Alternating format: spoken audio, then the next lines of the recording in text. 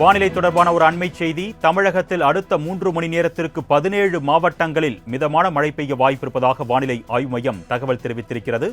சென்னை, திருவள்ளூர், காஞ்சிபுரம், செங்கல்பட்டு உள்ளிட்ட மாவட்டங்களில் இடி மின்னலுடன் கூடிய லேசானது முதல் மிதமான மழைக்கு வாய்ப்பிருப்பதாகவும் தகவல் வெளியாகியிருக்கிறது.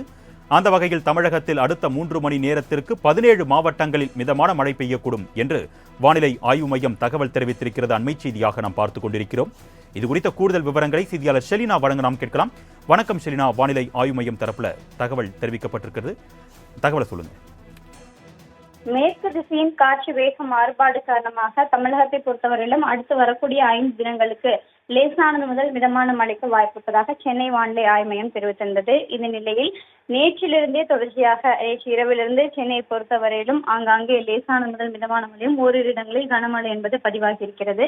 இந்த நிலையில் அடுத்து வரக்கூடிய 3 மணி நேரத்தை பொறுத்தவரையிலுமே சென்னை, திருவள்ளூர், காஞ்சிபுரம், செங்கல்பட்டு உள்ளிட்ட மாவட்டங்களை பொறுத்தவரையிலும் இடி மின்னலுடன் கூடிய லேசானது முதல் மிதமான மழை பெய்வதற்கான வாய்ப்பு இருக்கக்கூடும் என்றும், அதே போல தரைக்காற்று என்பது 30 to 40 கிலோமீட்டர் வேகத்தில் காற்று வீசக்கூடும் என்றும் வானிலை ஆய்வு மையம் எச்சரிக்கை விடுக்கப்பட்டிருக்கிறது. குறிப்பாக இந்த 4 மாவட்டங்களுக்கு ஆரஞ்சு நிற எச்சரிக்கை என்பது விடுக்கப்பட்டிருக்கிறது.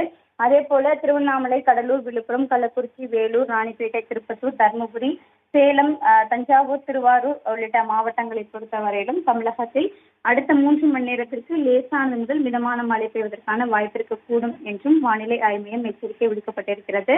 குறிப்பாக தமிழ்நாட்டில் கடந்த 24 மணி நேரத்தை பொறுத்தவரையிலும் திருநெல்வேலி மாவட்டத்தில் அதிகப்படியாக 12 சென்டிமீட்டர் மழை என்பது பதிவாகி இருக்கிறது. அதே போல காஞ்சிபுரம் மாவட்டத்தில் ஒரு இடத்தில் 10 சென்டிமீட்டர் மழையும், அதே போல செம்பரம்பாக்கத்தில் 8 சென்டிமீட்டர் மழை என்பது பதிவாகி இருக்கிறது.